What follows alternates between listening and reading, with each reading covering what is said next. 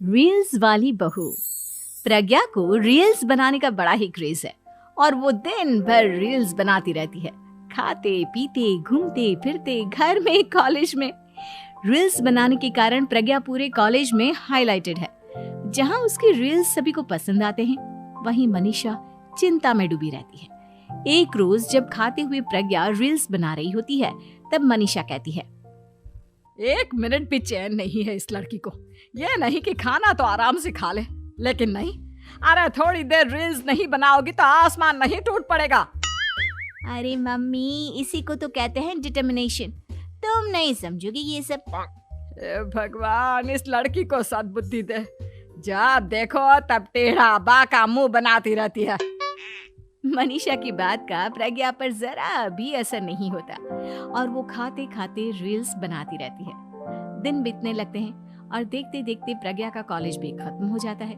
आए दिन कोई ना कोई मनीषा को प्रज्ञा की शादी करवाने का सुझाव दे जाता है।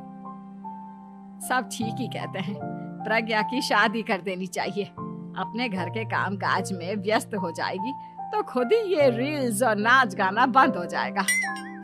मनीषा और प्रेम प्रज्ञा के लिए एक अच्छा लड़का ढूंढने लगते हैं और तभी विकी का रिश्ता प्रज्ञा के लिए आता है, जिसने प्रज्ञा को उसकी रील्स देखकर पसंद कर लिया था।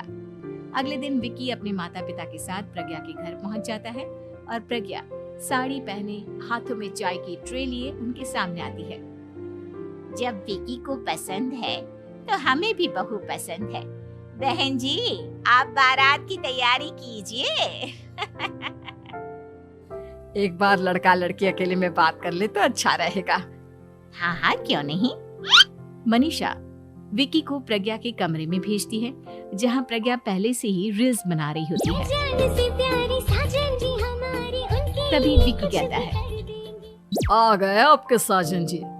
हमारे साथ ये रील्स कंप्लीट करती तो और भी अच्छा रहता। अच्छा जी, अब आ ही गए हैं तो बना ही लेती हूँ आपके साथ। दोनों मिलकर रील्स बनाते हैं। जब वी मीट और तुरंत पोस्ट भी कर देते हैं। फिर विकी कहता है, जब आप साड़ी में चाय लेकर आए तब मुझे लगा कि कहीं मैं गलत घर में तो नहीं आ गया। अब सही है। दोनों की शादी पक्की हो जाती है और शादी के दिन भी प्रज्ञा रील्स बनाने से चूकती नहीं। यहाँ तक कि बारात के समय भी नाचते हुए रील्स बनाती है। सभी लोग प्रज्ञा की तारीफ के पुल बांध देते हैं और प्रज्ञा नाचती गाती अपने ससुराल चली जाती है। सब कुछ अच्छा चल रहा होता है। प्रज्ञा यहाँ भी दिन भर हर चीज की रील्स बनाती रहती है। लेकिन कुछ दिनों के बाद जब सुनीता कहती है, बहू, ये रील्स के साथ साथ कुछ काम भी कर लिया करो। वैसे तुझे और क्या क्या बनाना आता है? मम्मी जी, वैसे तो सब कहते हैं कि मैं सब कुछ अच्छा बनाती हूँ, लेकिन मुझे लगता है कि मैं मैगी अच्छा बना लेती हूँ। हाँ, कॉफी भी अच्छा बना लेती हूँ और मुंह तो सबसे अच्छा बना लेती हूँ। हैं? अच्छा अच्छा। सुनीता अपना माथा पकड़ लेती है और कहती है, बहू, कुछ खाना बनाना भी सीख लेती। मम्मी जी, मैं लंबी प्लानिंग कर रही हूँ। जल्दी ही मैं इतनी फेमस हो जाऊंगी कि मुझे पैसे मिलने लगेंगे। हम दोनों सास बहू राज करेंगे, राज। नौकर काम करेंगे और लोगों की तो लाइन लगेगी हमसे मिलने के लिए। तेरा दिमाग खराब हो गया है क्या बहू? हंसी मजाक तक ठीक है, लेकिन इस तरह घर नहीं चलते। जितना जल्दी हो इस घर के तौर तरीकों को सीख लो। प्रज्ञा मुंह घुमाकर चली जाती है और तुरंत उसी वक्त एक रील बनाती है। ये देख सुनीता का गुस्सा 7वें आसमान पर चला जाता है और विकी के घर आती ही सुनीता उसे सब कुछ बताती है। विकी भी अब प्रज्ञा की इन हरकतों से परेशान हो जाता है। तुम टेंशन मत लो मम्मा, मैं देख लूंगा। विकी कमरे में जाता है तो देखता है कि प्रज्ञा रील्स बना रही है। विकी बड़े ही प्यार से प्रज्ञा से कहता है, प्रज्ञा, इन सब के लिए मैं तुम्हें मना नहीं कर रहा हूँ, लेकिन फिर भी हर वक्त तो ये अच्छा नहीं लगता ना। समझने की कोशिश करो, मुझे भी तुम्हारा थोड़ा वक्त चाहिए।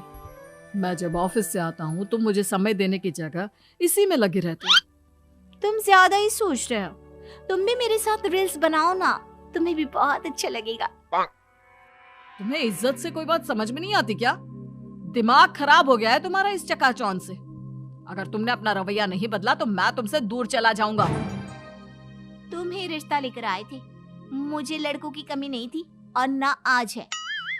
विकी दरवाजा पटक कर चला जाता है। धीरे धीरे विकी प्रज्ञा से दूर होता जाता है। एक रोज मनीषा प्रज्ञा के ससुराल उससे मिलने जाती है। तब सुनीता उससे कहती है, बहन जी, अब आई हैं तो कुछ दिन यहाँ रहकर जाइएगा, आप ही का घर है।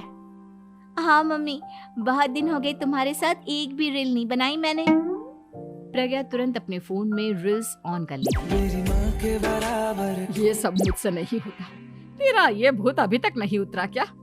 बहन जी, आप कुछ कहती नहीं क्या इसे? जब आप ही कुछ नहीं कर पाई तो मैं कर ही क्या सकती हूँ। सास तो वैसी ही बदनाम है। शाम को घर की लाइट चली जाती है और मनीषा प्रज्ञा से कहती है, मेरे घुटनों में बहुत दर्द हो रहा है, तू लाइट का कुछ इंतजाम करना बेटा। अच्छा, कैंडल जला देती हूँ मम्मा। प्रज्ञा गाते हुए कैंडल जलाती है और खिड़की के पर्दे के पास रख देती है। मनीषा, जिसे बहुत दर्द हो रहा है, वो सो जाती है और प्रज्ञा हमेशा की तरह अपने रील्स में लग जाती है। उधर कैंडल की वजह से पर्दा आग पकड़ लेता है और मनीषा के कमरे में आग लग जाती है। बचाओ, कोई है, बचाओ। सभी भागते हैं और विकी कमरे की आग बुझाने में लग जाता है, लेकिन तब तक मनीषा आधी जल चुकी थी। मनीषा की हालत देख प्रज्ञा रोने लगती है। विकी मनीषा को तुरंत हॉस्पिटल ले जाता है और उसे एडमिट कराता है। विकी प्रज्ञा से कहता है, देख लिया ना, तुम्हारे इस नाच गाने की वजह से आज तुम्हारी माँ की जान जाते जाते रह गई। अब पता नहीं तुम और क्या चाहती हो। उधर डॉक्टर कहते हैं, इनकी हालत बहुत नाजुक है, आधे से ज्यादा जल चुकी है। प्रज्ञा रोती हुई मंदिर में जाती है और भगवान के आगे जाकर कहती है, भगवान, मेरी माँ को ठीक कर दो। मैं कसम खाती हूँ, हाथ से ये रील्स बनाना छोड़ दूंगी। बस मुझे मेरी माँ वापस मिल जाए। 2 दिन बीत जाते हैं और मनीषा खतरे से बाहर आ जाती है। पेशेंट अब ठीक है, आप लोग उनसे मिल सकते हो। सब कोई मनीषा से मिलता है और प्रज्ञा सबके सामने अपना फोन तोड़ देती है। मुझे माफ कर दो मम्मा, मैंने तुम लोगों की बातों को नजरअंदाज किया। बेटा, कोई भी चीज जरूरत से ज्यादा खराब है। मैंने तुम्हें रील्स बनाने से कभी मना नहीं किया, लेकिन हर वक्त एक ही चीज तो सही नहीं है। मैं समझ गई हूँ मम्मा, आई एम सॉरी। प्रज्ञा उस दिन से रील्स बनाना छोड़ देती है और पूरी तरह से अपने घर में लग जाती है।